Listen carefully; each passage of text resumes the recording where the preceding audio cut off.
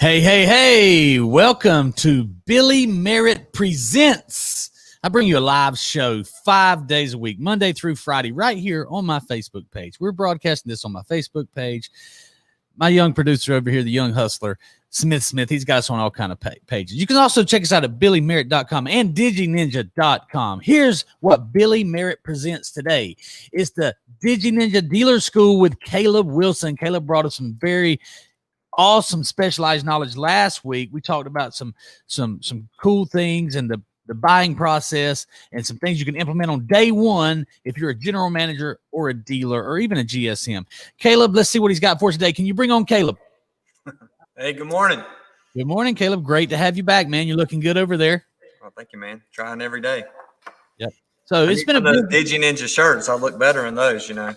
I got to get you one. I promise it's on the way. Dory is supposed to have one. Producer, make sure Caleb gets a shirt and a hat. We're ordering some new hats as well.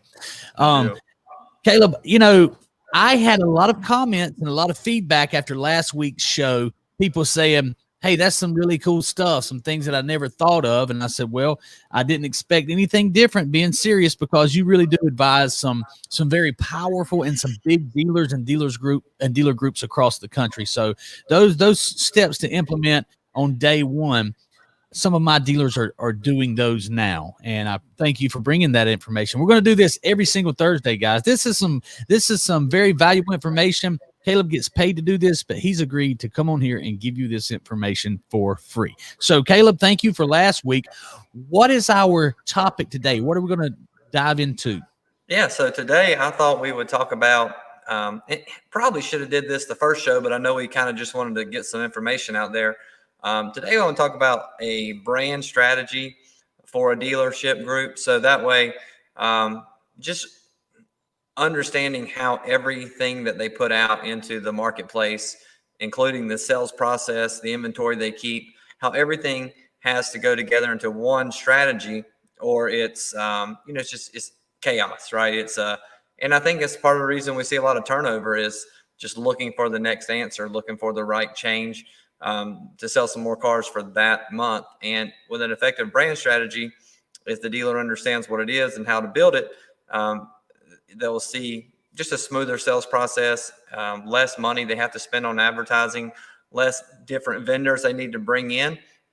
And I know as us, in marketing, it may sound crazy, but really if the dealer just has select partners they work with and really build a strong brand strategy, they don't have to constantly be making changes or looking for the next best thing to try out and then, build a new relationship, whatever. I can explain that more as we go, but yeah, brand strategy is going to be the starting point. And a reason I bring that up is when I worked for Cardone, one of the things that we did first at the very first part of working with a dealership group was determine what the brand strategy was. So that's going to be what we talk about today. Got a lot of notes here, so I'll have to kind of look down a few times and stay on task, but it is a big topic and it's really a great starting point for any store. Well, that's it's very cool that's what you wanted to talk about. I didn't know what topic we were going to talk about until just before the show. I asked you, and as a matter of fact, I think you know this. I hired a new brand strategist to do what you and I are already doing. Not that you're a brand expert. I consider myself very savvy in the branding, but just someone to help us take it to the next level. So we've been having discussions every single day this week about branding. So I want to read, if you will, let me read the definition or one of the definitions I found for what a brand is, and then get your opinion on that, and then we'll get to your notes, okay? A brand is an identifying symbol, mark, logo, name, word, and or sentence that companies use to distinguish their product from others. So is it important to set yourself up different so that you appear different than the people that's on the same strip with the other dealerships? Yeah, I think so, but I think it's you've worked in a lot of dealerships, as have I, and I think most of them are chaotic at best with strategy. So I don't think a dealer has to start out by trying to do something dramatically different. He just needs to do what he does really good and communicate it very well. So, Okay. couple things just to kind of start the conversation and have some things to communicate about. I take it back to beginning to sell cars. You know, when I started selling cars, and I'm sure most guys that are car salespeople watching this, they were taught like a steps to the sale process, right? So we learned, you know, meet and greet, investigate needs, establish rapport, drive the car. We had like a map to follow. And what I think that really it should have been, instead of a list, a 1 through 10 list, it should have been a circle, because everything we do throughout that process is going to impact if that customer buys a car now, but also if they come back, if they refer friends, if they bring people back to the dealership for you in the future.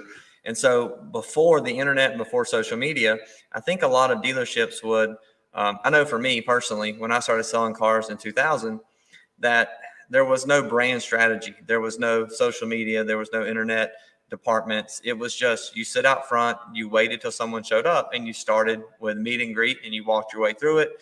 They bought or they didn't buy, and we never thought about them again. And I think a lot of the underperforming or underachieving salespeople in dealerships today are still doing that same thing, because they haven't been taught a different way to do it. They just know there's a customer, go get them. And you'll see that in showrooms. If you're visiting showrooms, talking with dealers, you'll hear a dealer say, hey, there's somebody out on the lot, go get them.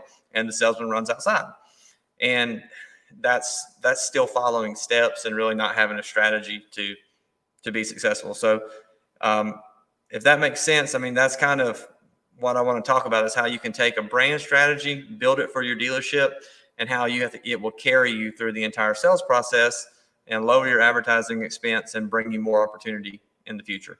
Sounds great, man. I'm totally with you. It makes perfect sense to me. So let's jump right in. All right. So the best way to think of this is like this. The national advertisers will spend millions of dollars on advertising and pushing products, but most dealerships don't model or they don't know what's going on with their national advertising. So if you walked into, I know you're right there in Douglas, and like Wes is over at Woody Folsom, CDJR.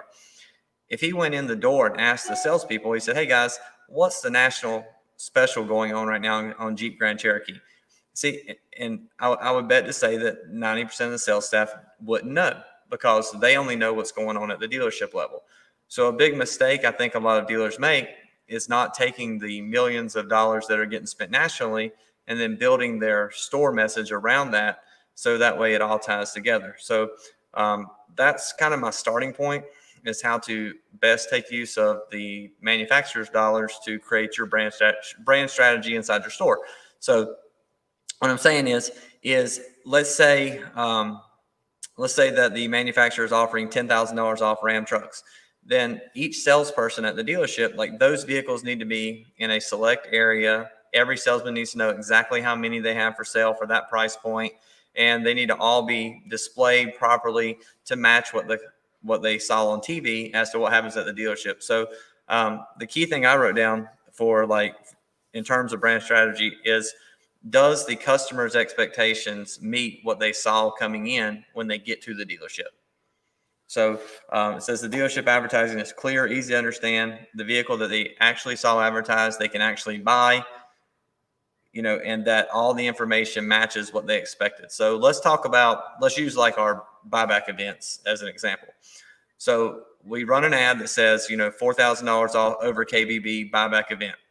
And then the customer shows up at the store, and how many times do we see, we get a message from the call center and it says, hey, this customer showed up at the store, and the store knows nothing about it. Yes, that's definitely happens too often. Yeah. And so if that's happening on a small scale with just what we're doing, it's kind of the iceberg theory that that's all we can see just with what we are doing. Then you have to assume it's happening across the dealership in other areas. So part of brand strategy is making sure that whatever the dealership does is carried throughout the entire operation. So I was thinking about that with Ritz-Carlton. They're known for, Ritz-Carlton's known for their brand strategy and that they're ladies and gentlemen serving ladies and gentlemen, right? And yes. I got this little card from an employee there, and they have to keep these on them at all times. So if you're working at Ritz-Carlton and a manager comes up and says, where's your card? you have to have this in your wallet. So this could be top secret, I don't know, but I got it. And what's really interesting is their brand strategy is ladies and gentlemen serving ladies and gentlemen, and it's written right on the front. And their credo says, the Ritz-Carlton Hotel is a place where genuine care and comfort of our guests is our highest mission. We pledge to provide the finest personal services, facilities for our guests who will always enjoy a warm, relaxed, yet refined ambience. The Ritz-Carlton experience, smudged here for me and in his wallet. The Ritz-Carlton experience and lives in senses, instills well-being, and fulfills even the unexpressed wishes of the needs of our guests. So every person that works there has to have that memorized, so they are constantly feeding themselves with, this is how we take care of customers. And then on the inside of this card, it has 20 steps that they all have to take. So just a couple of those. It says, our motto is, we are ladies and gentlemen serving ladies and gentlemen. As service professionals, we treat our guests and each other with respect and dignity. And it lists all the things they have to do. So like here's each, so it says each employee is empowered. For example, when a guest has a problem or needs something special, you should break away from your regular duties, address it, and resolve the issue. It doesn't matter if it's the, if it's the lot porter in terms of car business, the receptionist, or the general manager. When a customer issue comes in, part of a good brand strategy is empowering everyone to handle issues so that you don't get passed off to somebody else. It's just handled when a problem comes up or an opportunity comes up. Everyone has to have that ability. So I thought like I would tie that into automotive with inside the dealership.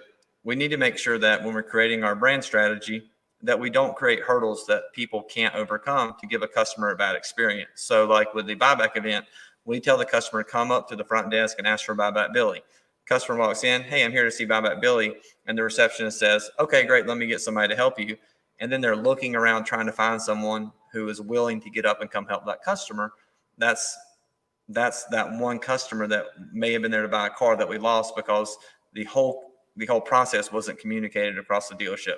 So when I was saying it's more of like a wheel, I guess what I'm saying is that everything we do from when we put the ad out to when the customer shows up till the vehicle's sold, it all has to be tied together in a way that makes sense for everybody. So I put some notes down on that, like how to do that, and I'll just kind of go over them if that's a good spot for you. Okay, so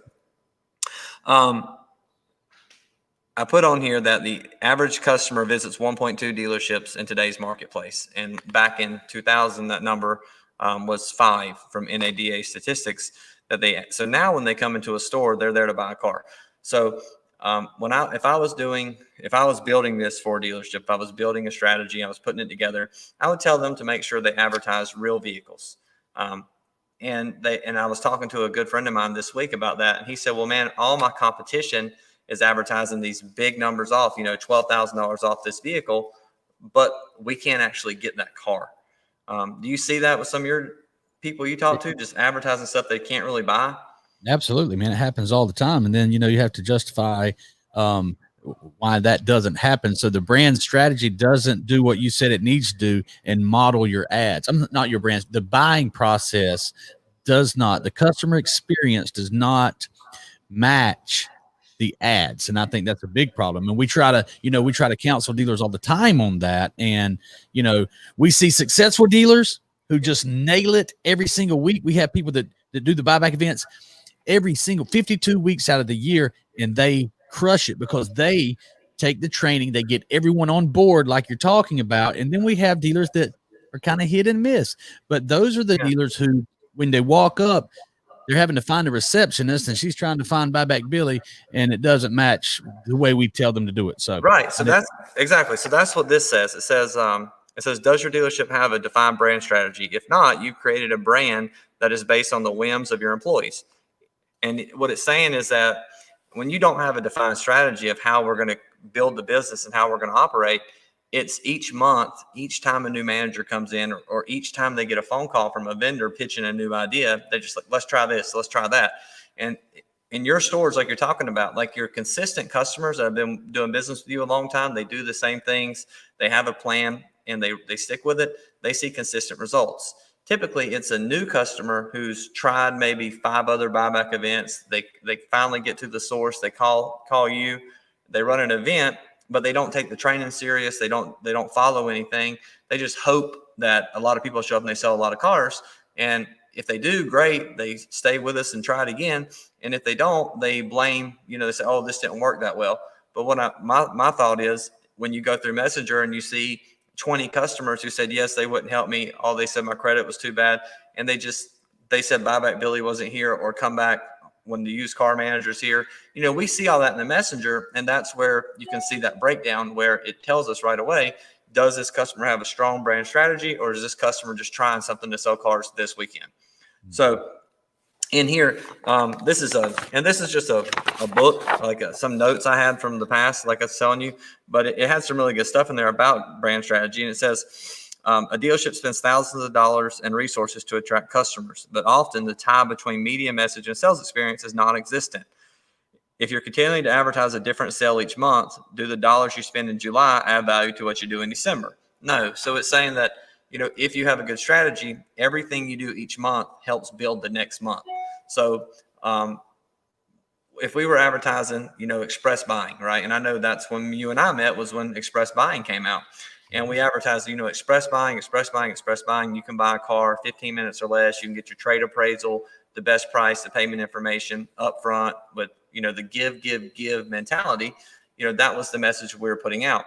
And then you would advertise that on TV, radio, the internet. This is 10 years ago, right? But so we didn't have as much social stuff, but you would advertise that message. And then the first thing that happened when a customer was greeted on the lot, it was, hi, welcome to Coffee Chrysler. My name is Billy. What can I get you information on? Hey, in 15 minutes or less, I'll get you boom, boom, boom, boom, boom. So the exact advertisement that was on TV is exactly what happened when that customer walked in the door. And that's where like a brand strategy comes together. So from experience, when I was working at the Ford store that I last worked at, they were selling about 150 cars a month when I walked in the door. It was a good store. They sold cars. They made money. It was very profitable. And for me, it was a little nerve-wracking because I'm like, it's a big store. It's already making $2 million a year. It's very profitable. How do we do this without messing it up? And one of the first things I did, outside of the steps we talked about last week, was make sure all my advertising matched. So I immediately ran TV ads and we used express buying. We immediately ran TV ads for that. I put signs in the showroom, had signs on every car, and I got every salesman who would get on the program, and the ones that wouldn't, we let them have an opportunity somewhere else.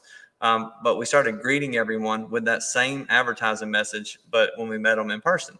So we would say, welcome, what can we get you information on today? We'll get you best price and all the things we talked about. So exactly what the customer thought would happen is what happened. And then in our BDC, when we have leads come in, we responded the same way. And I think this is where things get missed at, is does the brand strategy sales, is it something you can use as a sales process? Can you advertise your sales process as part of your branding? And if you can, is it being done in all three departments? So I know that like if a customer walks in the showroom, is it the same process if a customer sends a lead in on Facebook or if they make a call to the dealership? And I think in most dealerships, it's not. It's, hey, I've had a lot of BDC managers tell me I can't get pricing information from my sales desk. I can't get pricing information for a customer. They're telling me just get them in. And the reason that they're not showing up is they only visit 1.2 dealerships. They're doing all that research. So someone on the phone or on Facebook Messenger, I think should be treated with the same urgency as someone who's standing in the showroom. Well, you know what? I got to say something. This is a secret alert. We're going to give you the secret sauce right here. I'm going to give you an example of exactly what Caleb's talking about. And it's exactly why we have 59 events going this week, because we use a buyback branding process. We want to talk about what the customer wants to talk about, which is their trade-in. So we have dealers who run the same event every single week. Buyback event. We want to buy back your car. So the successful dealers are the ones who, when they show up, the salespeople meet and greet those customers with the same enthusiasm as my text ninjas who are setting the appointments. They say, hey, you must be here for the big event. This is a really big deal. Follow me. Let's get your car appraised. I'm going to save you some time. And they do that over and over and over. And that is the buying process. That is the brand strategy. We're going to customer first, appraise your vehicle right now to see how much we can give you for your car. So that's why we've never had a bad event when a closer was present. You know, anytime we have a negative experience with an event, it's because there wasn't a closer on site. Every time we send a closer, it's 100% re-sign, 100% happy, because it's a little microcosm of what the dealership should look like inside of the event that we run. So, you know, we put the message out there. They're greeted the same way. They can actually get the money for the car when it shows up. There really is a buyback program going on, and everything matches and everything works. And so, and then the dealer calls and like, hey, Billy, man, we had a great weekend. We sold 40 cars, 50 cars, 100 cars. The thing is, they could do that every day if they just had an effective strategy, if they'd all tied together. So whatever we advertise has to match what we do. So that's kind of the overview. And then I was going to give you guys as dealers some things you could do right now to implement that, or just a couple. It doesn't have to be express buying. It doesn't have to be buyback. It doesn't, whatever it is, it just has to be ease of information to the customer and the give mentality of, we're going to give you all the information you need. So one thing that we would recommend, or, you know, that I did at my dealership, is I would look, if I had a Dodge store and I had a car that maybe struggled to sell, like a Chrysler 200 or a Dodge Dart, you know, that maybe that entry level product line, or that vehicle that was kind of had a wide range. Like I know a Chrysler 200 has over $10,000 from base model to the higher trim levels of what it can be, and any car does. So one of these stores, there was a store that was the number one Infinity store in the nation at the time in New York. And what they did is they advertised every vehicle, like it was G35s at the time, but any G35 was, I think it was like $199 a month, and they could pick their car. So their brand strategy was, you know, so-and-so Infinity, every home of 199 G35s. Every G35 is always 199 at this store. And then they kept them all in line from least to most expensive. And every car was 199. And the only thing that changed it was the down payment. So when the customer came in, they would, you know, hey, are you here about the G35 special? Yes. Great. Let me show you. Let me walk you outside. They take them outside. They have, you know, 30 G35s lined up, and they will walk them down the line. And the salesman will say, you know, this is the base model, the entry level model, all the way to the fully loaded model, but they're all 199. You just walk down the line and pick the down payment that works, and you get that car for 199. And they sold a lot of cars that way, but you can do that in any store, you know, and I did that with Fords. I did a special where I would have like all Explorers or all Fusions for $299. We lined them all up, least to most expensive. And see, that takes the over negotiation out of the deal, and that takes the fighting out of the deal, and that makes the customer experience enjoyable because they chose the vehicle. And so when you walk them, so when you advertise that way, you know, if you said Woody Folsom, the home of the $299 Dodge Ram, you know, and they had every car out there, every Ram for $299, and they just walk down the line, and then the customer picks their down payment. So if I'm walking you down the line, Billy, if I greet you and I go, hey, Billy, welcome to my dealership.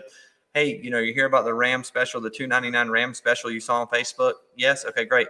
Well, here's every Ram in stock. They're all $299. Just, you're going to walk down that's based on an average interest rate of, you know, that's just based on average credit interest rate. They're all $299. Just pick the down payment you like. And then you get to the trucks and you go, well, man, I really like this truck that has an $8,000 down payment to be at $299, but I only have the $2,000 down to get the one down here for $299. And hey, Billy, that's no problem. Your payment's just going to be a little higher. So that way, when we go inside and negotiate, the customer, I'm using math and not magic to negotiate the car deal. You know, they already know going into it exactly what they're going to need to do to achieve the numbers that they want to achieve. And I didn't have to lie to them. I didn't have to fight with them, because what they came in for, they could actually get, and then they just picked what they wanted to set their deal up the way that they wanted it done. Yep. So that was one brand strategy that a dealership had that worked really well. So let me comment on that real quick. So one thing that I want to make sure that we get across is the buying process, if I hear you correctly, is basically you want to make sure your buying process is the brand strategy, and have an exceptional buying process that uses logic and math rather than trickery and persuasion to sell a car. If you do trickery, then you can't advertise that, right? So think if I went on TV and I said, hey, come on down to Caleb Wilson Motors. We're going to lie to you about your trade value. We're going to give you a really short term up front with a giant down payment. And then when you go crazy, we're going to extend the terms, lower the down payment, give you more for your car, and we're going to find a number that you can do. Nobody would come to my store, you know? So, I mean, but that's what we're doing. That's what a lot of dealerships are doing. You know, we throw them on the ceiling, we peel them down, but that's because for years and years and years, customers have gotten used to saying, if they just sit in the chair long enough, if they just took 5 hours to buy a car and they complained enough, that they would finally get the payment they wanted because they didn't use math. They used magic forever. And so my thing is, if we use math and we have a good brand strategy, we may not get the customer who wants to be the cheapest buyer in the marketplace, but you know, that's part of your strategy. Do you really want that customer? You know, so if the guy at the street's saying, you know, $15,000 off F-150s, and you know you can really only do $8,000, and you know that's a used 2020 model that he's advertising with, but the customers, like, they almost want to be lied to, you know. So you just have to be honest and say, you know what, man, we're not going to sell those few customers, but the ones that come in here are going to have a great experience. They're going to refer us more people.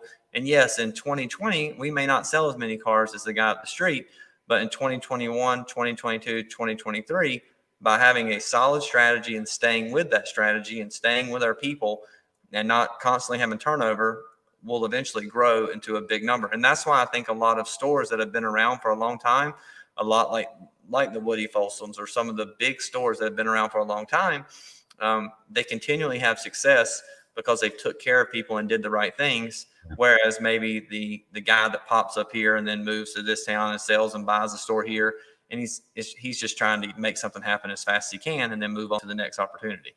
Yes, I got two things. First of all, I want to say, you know, that's the difference. The reason they're able to take over markets. You know, some of these dealers, they come into a market that they've never been in, and they buy a store there, and then 6 months later they're dominating everyone. It's because their customer experience, the buying process matches their brand strategy, and they don't use trickery. They straightforward information. The next thing that I want to mention is thank you so much for Chance Pridgeon for commenting on here. You guys, appreciate you guys watching and commenting. Jeremy Newell, thank you.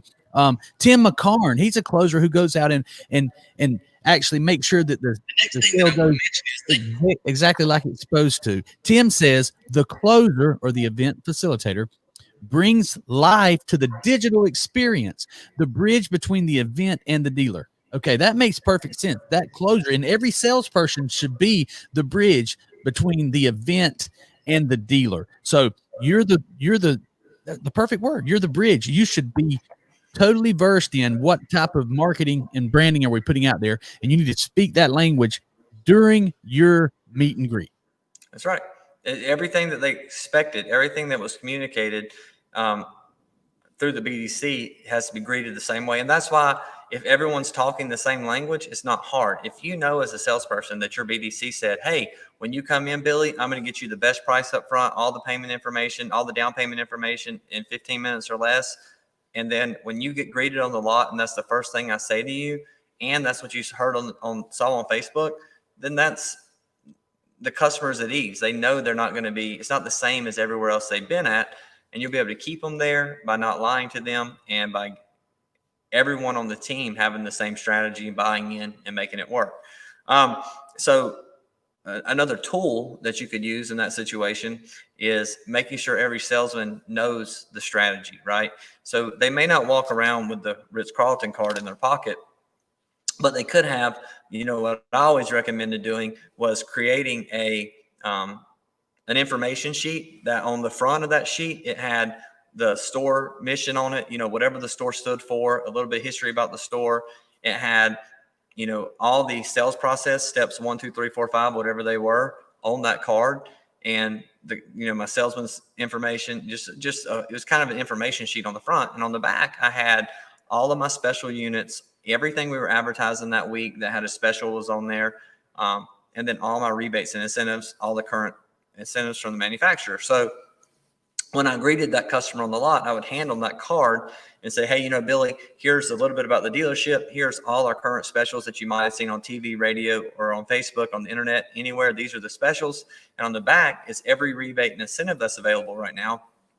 on any make or model. So I want you to have all that information as the customer. So as you're trying to pick the right vehicle for you and your family, you just know everything that's going on. And that takes the hiding away from it. But it was also something I could advertise. So I could say, hey, when you come into, Caleb Wilson Motors, I'm going to give you all the information, all the rebates and incentives. I'm going to give you all the specials. We're going to hand you that as soon as we see you. And that way you have full control of the process. And that's no information they couldn't get off KBB or off the manufacturer's website. It's nothing special or secret. It's just giving that information to the customer and taking the resistance away of them thinking that we were trying to take advantage of them or hide something from them. Instead, we just give everything to them that's already public knowledge they can already find. But then also my new salesman who was a little intimidated talking with someone, or maybe my salesman whose memory is not the best, he has everything in front of him and he knows exactly what's being communicated. So when they come in and show up, that's there. And then if you park those vehicles up front, whatever's on your pad should be whatsoever on your radio or your TV or your internet advertising. Have all those vehicles on the pad, at least one of each model up front, and have that special on it. So if Jeep is doing a national $299 lease on a Grand Cherokee, have that model sitting up front with $299 on it, national advertised special. And so that salesman can tell that customer, hey, if you saw the ads on TV, the national specials, all those vehicles are up front. I can walk you over to those. If you saw our ads and they weren't the same thing, you saw the $199 all Nissan Altimas for $199. Those are over here. But that salesman was fully equipped with the exact brand strategy, marketing strategy, match the entire sales process that the customer went through. So what they expected to happen when they got to the store is exactly what happened. You said something there. You want to stop the resistance or prevent the resistance. I mean, I talk about good information and bad information a lot, and how horrible is the information that some general managers and sales managers give to their salesmen in these coaching sessions, saying, don't worry about the rebate, don't worry about this, just take them on a test drive. It's like the difference is night and day between the dealers who get it. And I think that this pandemic, fast forwarded the fact that we better all get to information-based selling and get to the point of giving the dealer what they're asking for. I want to Chance Pridgeon commented that he loves the bridge. I would rather be the bridge than hate the bridge. We have so much resistance to what we're talking about out there, but the dealers who are doing what you're talking about are actually winning. Chance goes on to say, I'll even sell them all over the phone. I mean, how many times have you heard somebody who in charge of the dealership say, we're not going to give them a price over the phone. We're not going to work the deal over the phone. We're definitely not going to send a contract to the driveway. And then what happened? Carvana and COVID. And it made you and me look like geniuses because we've been doing it the whole time. Yeah, exactly. And I haven't bought a car by physically going into a dealership in a long time. Well, I've been out of the automotive stores for 3 years. I've bought several vehicles. They've all been delivered to my house because, man, I don't want to be lied to. I don't want to go through the games. I just want somebody to give me a good, fair price. I don't want to be the cheapest price. I tell everybody in everything I do in business, I don't want to be the cheapest. I don't want to be the most expensive. I just want to be somewhere in the middle where if I call you later and ask for some customer service, I'm not a burden because you were able to at least make some profit when I bought from you.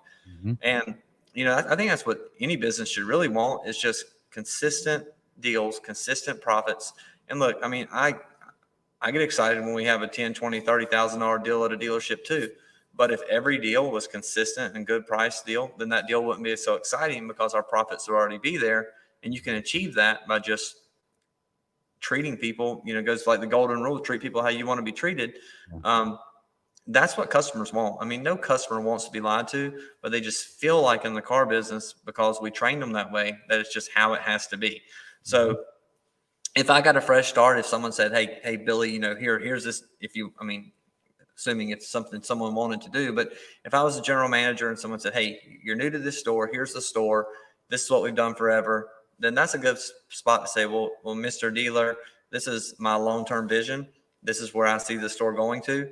If we're not on the same path, then I'm the wrong guy for the job. But if I am, these are some of the things that we would need to do to create this brand strategy for our store. And I just want you to know going into it that I'm not, if you see an ad, if you see one of our competitors in 1 month, they sold a few more trucks because they were advertising them for $19.99. and I can't get there. I just have to lie to every customer when they come in. I'm just not going to be the number one truck guy that month. But what I'm going to have is consistent, good customers, and that's going to lower your advertising expense because our referral business is going to triple. So, you may not make the money off the couple truck sales, but you're going to save the money, in the advertising expense, because I'm going to create a good strategy, a brand strategy, a marketing strategy that's going to consistently bring quality people through the door. And it goes back to one of those things, easy to say, hard to do, but it's really not. If you're a store, Grant used to say this all the time.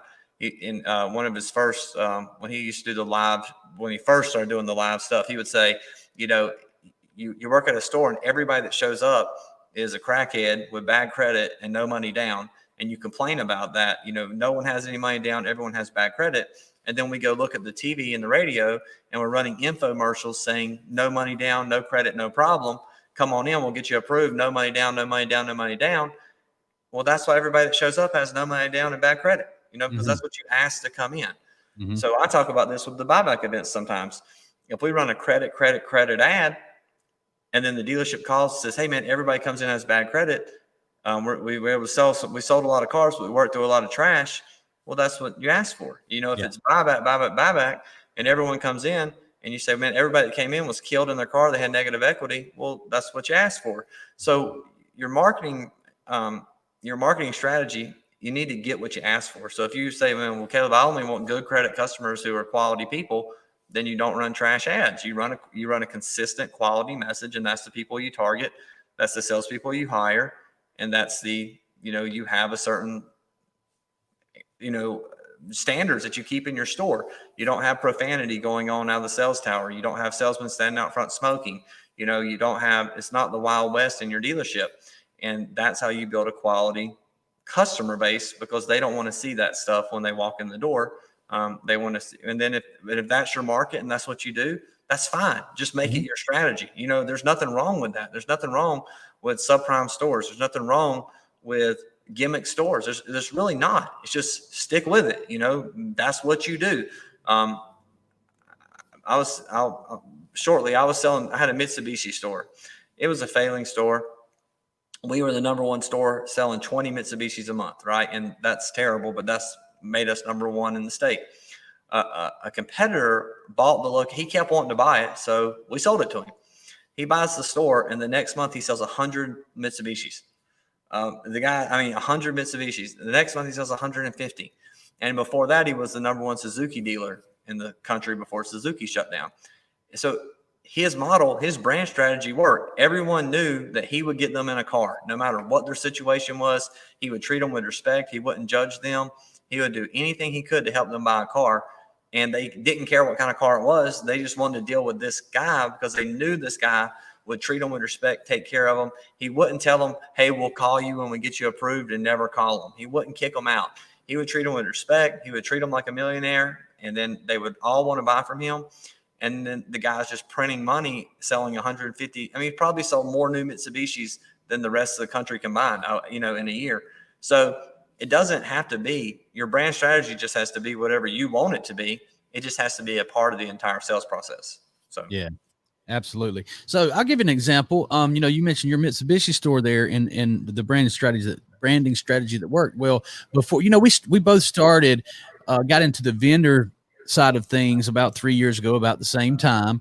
And before I came here, I was running what we call a B lot, right? A nearly new used car lot, and we still had all the finance sources just like a new car lot. Well, the problem was, before I got there, they were selling, like, seriously, about to close the doors, between 9 and 11 cars a month. They didn't have a branding strategy. They had no plan whatsoever. And so I got there, and the first thing I did was just start using social media, telling people, hey, I want your trade in. So, and when they came there, Caleb, I met them and greeted them out front as the general manager. Like, they didn't need a salesperson. Heck, I can sell 30 cars a month by myself. So and so that's what I did. The first month I sold 30 cars. And then I think one salesperson that was there stayed. His name's Jason Fuller. He's one of my Facebook friends. He's the broker that helped me find the airplane that I have. Great guy. And Everybody else said, what's he doing? And kind of and got out of the way and went and found them a dealership they belonged at. Jason stayed in my office, and Jason sold a lot of cars and made a lot of money. And then I started building a team. That's one thing that I use social media. I use branding to draw in some team members. I got Felipe. He came to work there. Jamie Lopez, Hank Youngblood. You know a lot of these names. Wes Bunyard. Okay. All these people came to work with me, and we got the thing up to 40 to 50 cars a month really quickly, making good money. And I got into an argument with the owner about the branding strategy. Billy, you can't do these buyback events. You can't do this, can't do that. So I left there. I got gone. Okay. We had a disagreement, and he's the boss, so I had to leave. Okay. And that's when we took this Facebook to the marketplace. Well, guess what? They went out of business. They closed the doors. They're no longer open. And Felipe, Jamie, Hank, Wes, they're selling cars with the buyback event team and changing the car business. And not only that, I remember when you were at that store, it was Altima's, right? I mean, you kind of only sold a couple things. You sold like 3 cars, and that was it. Like you sold, I don't remember, but I know Altima's was one of them. Altima's for $199 a month. Yeah.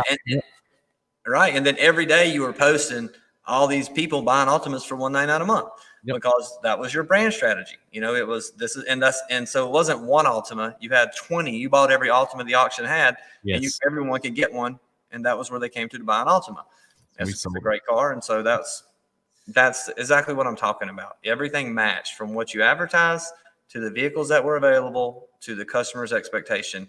And that's why it worked. And that's why it was successful. And that's why you increased that number. You said they were selling 10 to 40, 400% because of your strategy. It worked. So dealers that don't have an effective brand strategy usually don't have an effective general manager. Whatever it is, it's the truth. If they're constantly changing, constantly looking for the next opportunity, talking to 20 vendors a day, trying to figure out how can I sell more cars next month.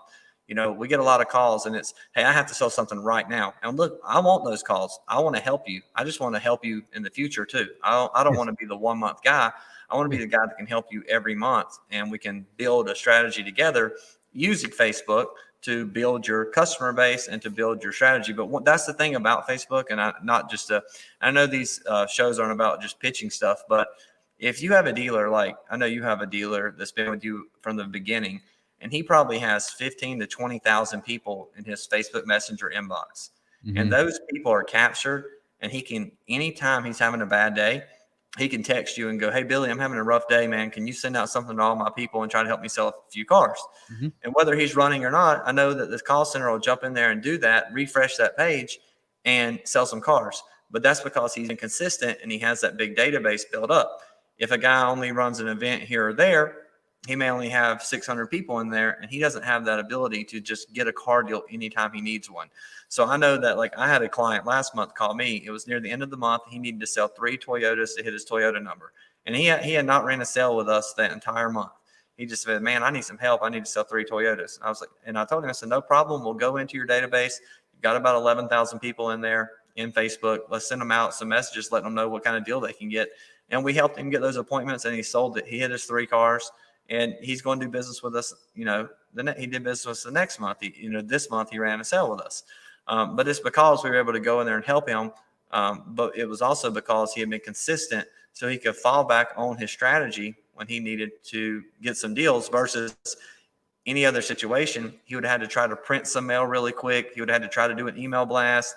He would have had to put a big spiff out for his salespeople. He would have had to do something crazy to try to get those units. Whereas because he had been effective and stayed the course with his strategy, all he had to do was call us and say, hey, man, I need 3 appointments. I need to sell 3 cars. And we got it done for him. But it's because he had been consistent and he had a good plan. Yeah. Hey, and by the way, never apologize for pitching on my show, because you're giving some super information out there. And, our branding strategy works as well. The same example of what you're talking about. On Monday this week, I had a dealer call me, and we always start our events, as you know, on Sunday. So we're supposed to have all the ads built by the previous Wednesday. He called me on Monday and said, Billy, I'm in a tight. And he has ran with us in the past. He said, I've only got $6,000, for this month, but I've got, I'll do September with you for the full amount or whatever.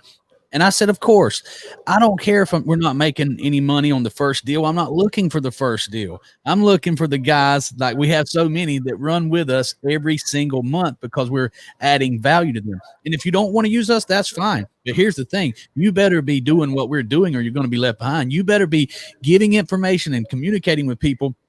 We use DigiNinja, the most effective software on the planet, to communicate with our customers and build those leads, nurture those leads, and set those appointments. And until we had that, we use Facebook Messenger. So at the very least, you better be using text message selling, Facebook Messenger selling. You better be communicating with those customers the way they want to talk, however that is, either over the phone, through instant messenger, through chat, through text, and you better be willing to deliver the cars. And you better know how to meet and greet the customer the way our closers do, which is trying to solve that customer's problem from the beginning. So pitch all you want, man. You got some great stuff. And if people weren't pitching to me, there's a bunch of products I wouldn't have, but we're giving this information out there. You can do it yourself. What's going to happen if you start doing it yourself? You're going to say, hey, I bet Caleb, he's probably pretty good at this. Let me see what he'll charge me to do these things he's done for these other dealerships. So, man, you used to pitch to me all the time before we worked together. I called and pitched you. You bought my products. You called and pitched me. I bought your products. And then we combined forces. And that's, we share the same strategy, which is take care of dealers, hire amazing people. How am I able to keep these amazing people coming here? We just hired Jeremy Newell, who's an amazing brand strategist, marketeer, general manager, and, soon to be general manager, co-general manager of this business. I mean, it's all about, you better be able to pitch and pitch well. Yeah, I mean, it's that people want good ideas. People want their problem solved, but selling's not a hard thing to do, right? You identify a problem, offer a solution, and just be a quality person someone wants to deal with to solve that problem. So, yep. And that, I know that's what we are, and I know we deal with a lot of people who are just trying to make a dollar, and that makes it tough. And dealers there's a lot of hope for gain. A lot of guys that we deal with, that I deal with, are unsure of if they're going to be working there the next month. A lot of dealers tell me that, or a lot of general managers and sales managers tell me they're a temporary solution to a full-time problem. Mm-hmm. And they know that going into it. So each sale matters, each event matters, because it could be, what keeps them working for the next month and keeps that dealer from getting upset, or that general manager from getting upset and trying to find the next best thing. And so, like, people are also part of your brand strategy. A familiar face goes a lot further than a discount sometimes. Mm-hmm. I'll pay more to buy from someone I like and someone I know, because I just want to have a good experience. And I think most people will. They always said, like, people buy people they like. It's because no one wants to have a miserable sales experience. Everyone wants to enjoy what they're doing, want to enjoy the experience. And, that's where people become the biggest part of that strategy. So just to recap, it's, brand strategy is a circle. It's a sales process, and it's, instead of step one being meet and greet, step one is your brand strategy. And step two is greeting them once they get to that store in the same manner that strategy was. So if you advertise, whatever your marketing plan is, just make sure it's exactly the same on the internet, the TV, the radio, social media, wherever you advertise at. Make sure it's the same message, and then have that same information in the store, point of sale materials, have all the advertised vehicles up front in a location that everyone knows about. Any used car specials that you're running, any like a used car manager, if he looks at his VDPs for the week, he has 100 cars in stock, and 20 of those cars have a 4% or higher VDP, and he knows those are the most in demand, most searched vehicles. Then don't have them scattered, throughout the 100 cars. Go ahead and pull those 20 cars up front, have them, make sure they're clean, make sure they're fresh, and make sure they're ready, because the chances are when a customer comes in, it's on one of those vehicles.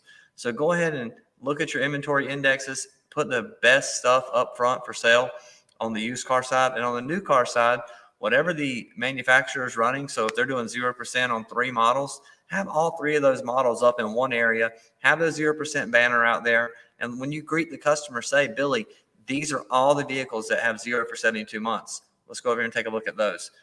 Have everything in areas. I mean, the cars move. I mean, they're not glued to the asphalt. So have assigned areas.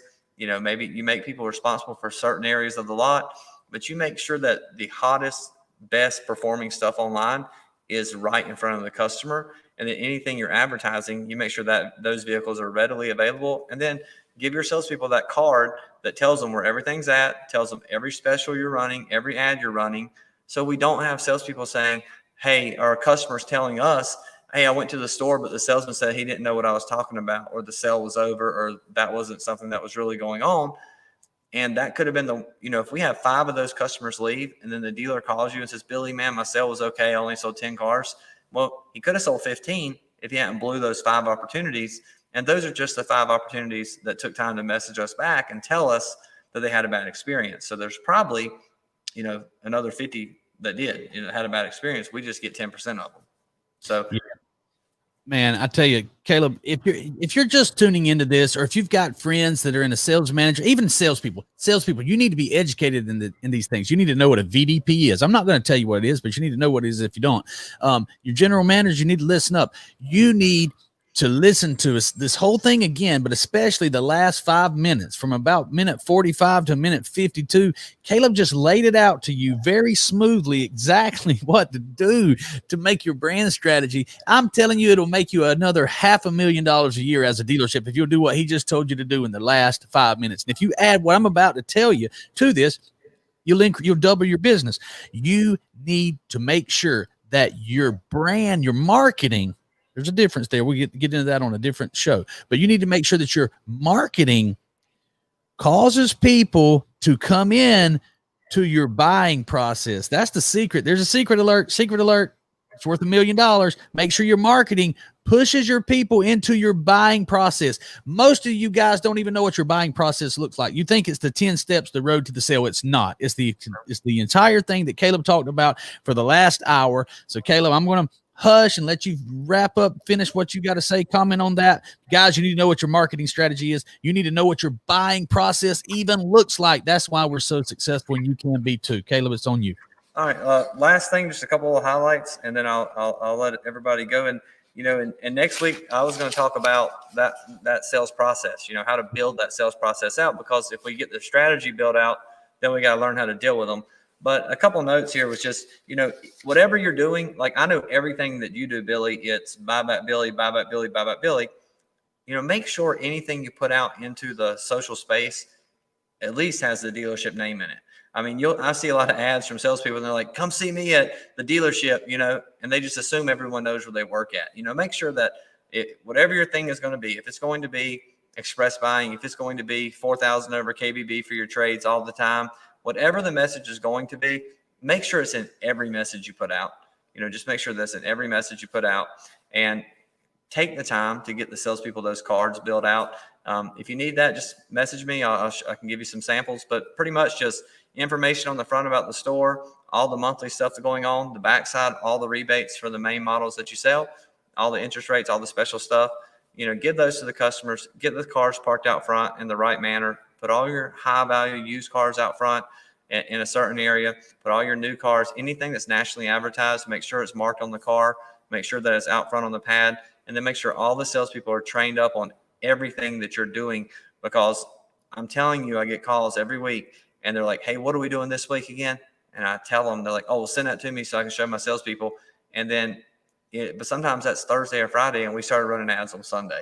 Yeah. So just make sure that everyone involved knows exactly what that guy's doing. And then that ultimately goes back to you're really spending someone's money, and I think that's where a big breakdown comes into it. Some people look at the dealership opportunity as a job. Even the management team is a job, but you're still spending the dealer's money. And at some point, he worked really hard to get that money and save that money and put it there to have 60, 70, 80 grand available to spend on advertising each month. It's not fake money. So it goes back to, if you put your car out in your yard for sale, if you were trying to sell, you had a vehicle, you hit a downturn and you need to sell that car. What are you going to do? You're going to make sure it's clean. You're going to make sure it's advertised properly. You're going to answer any message that came in on Facebook when you quickly. You're going to do everything you can to sell it, because you need to sell that car to get your money back. Well, the car business is no different. It's just not your money. It's not your inventory. But if you treat it like it is, it don't matter what your brand strategy is, that dealership's going to be successful. Just remember that you are spending someone's real money. And that's all I got, Billy. Hey, that's enough. Guys, listen, Caleb Wilson is a dealer advisor. He's worked with some of the biggest dealer groups in the country. He's worked for Cardone, training dealers on the process. He's implemented these things in many, many places. He helped me implement a dealership I was running with a digital strategy. I've learned a lot from Caleb. You can learn a lot from Caleb. Watch this video again. Take notes. Have your general managers, have your salespeople, have your wife, have your kids watch this. If they want to make money in the car business, this is the way to do it. Listen to Caleb. Take advice from, be careful who you take advice from. I highly suggest taking advice from Caleb. And we're going to be doing this every single Thursday. It is the Billy Merritt Presents, the DigiNinja Dealer School. My producer's looking at me. I think I got that name right. Billy Merritt Presents every single day live at 11. Thank you, Caleb. I got some big news I want to talk to you about. I'll be calling you shortly, brother. Thanks for another great show. You rock, brother. All right. Thanks, guys. Appreciate it. All right. Okay, guys. Tomorrow is Feel Good Friday. I got a little dressed down today thinking it was Friday, and I came in looking for Paul, and it was the Dealer Academy show. So we're going to do it again tomorrow, live at 11. My name is Billy Merritt. Billy Merritt presents big things every single day, live at 11. See you tomorrow.